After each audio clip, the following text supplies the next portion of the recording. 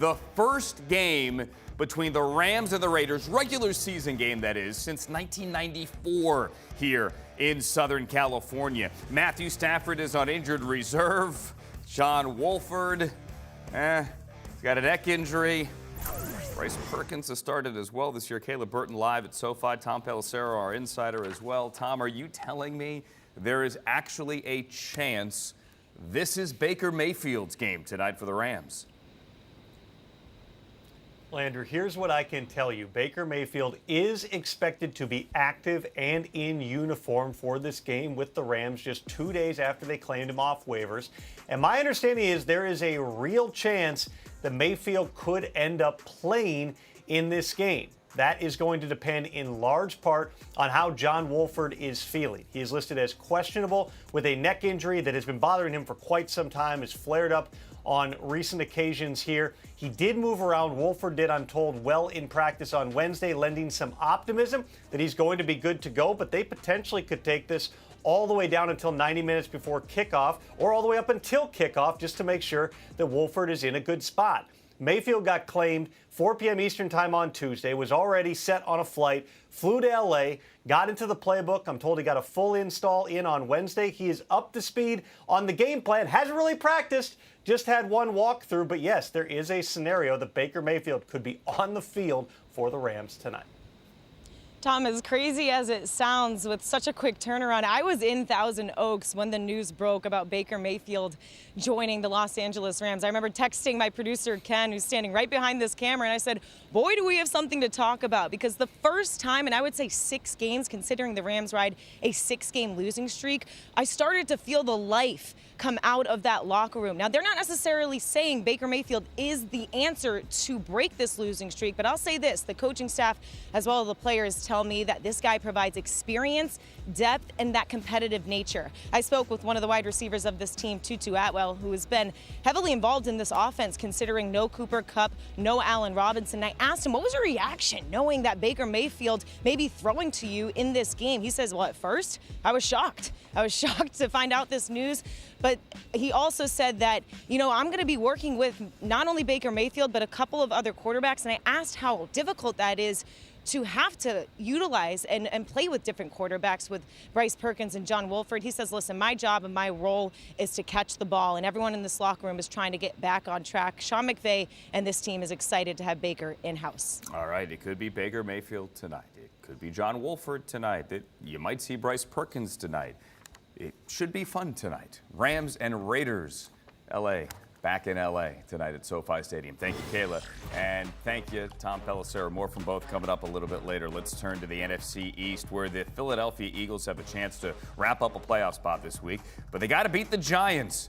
That hasn't really gone well the last couple of times they've gone to MetLife Stadium. And Jalen Hurts knows you got a pretty good Giants defense coming after him. Yeah, they've always been a really physical football team, and they're playing really well on defense. They're playing really well on offense.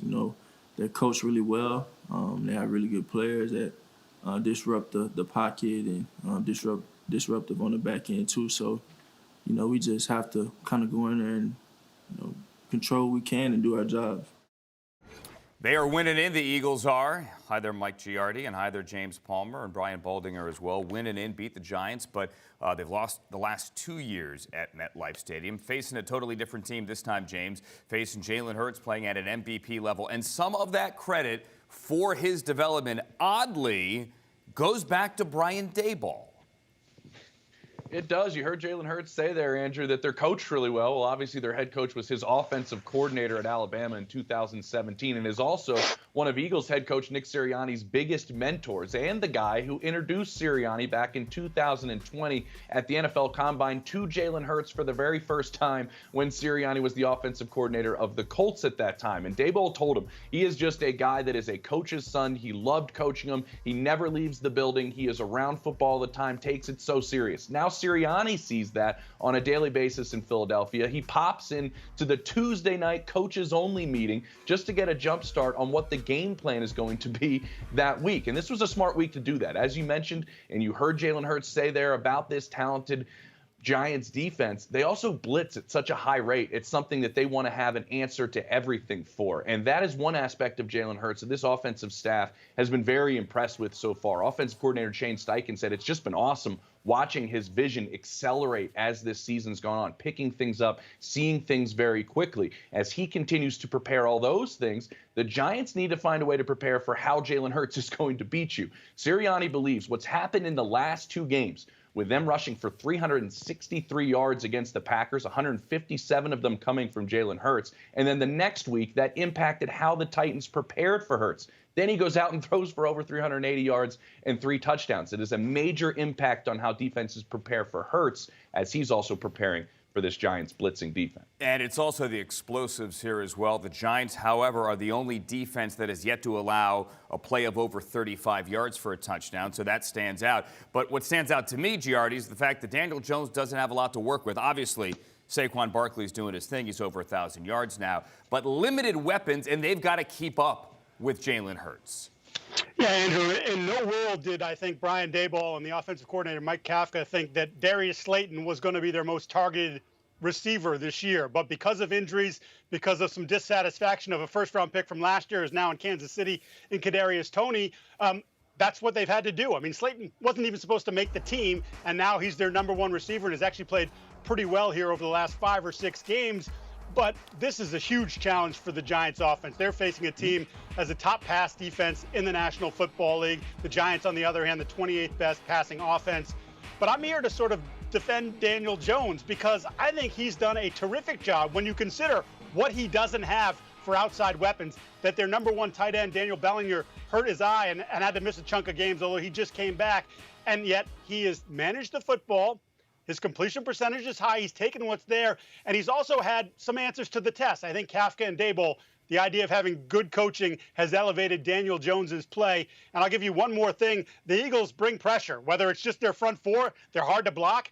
Daniel Jones has been one of the best quarterbacks against pressure this year. He's faced it 35.4% of the time, which is a gross number. They need to fix that offensive line. He hasn't thrown an interception against pressure this year. Good quarterback rating. Completion percentage over expected is higher than most quarterbacks. He's been pretty good. He's convincing either the Giants to keep him and bring him back next year or someone else to be the bridge quarterback and maybe the quarterback of the future.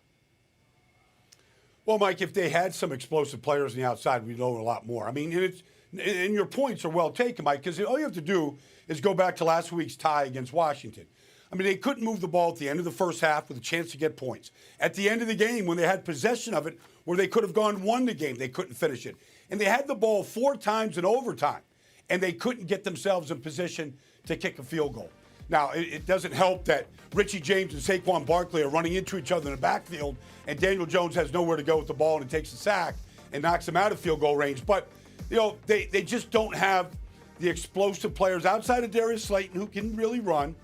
They just don't have that type of offense. And so they got to rely on really the 2-man tandem of Saquon and Daniel Jones, whether design runs or scrambles, because he's really good at both, and he showed it last week against a really good Commanders defense. So that's what the Eagles have. I mean, if they fall behind, they're going to be in trouble in this game by any amount because they just don't have the firepower to stay up with the Eagles right now the way that they're moving the ball. And they're probably throwing it a lot more than they want to. To your point, Daniel Jones, the 2nd most completions in football the last 3 weeks. They don't want to throw it.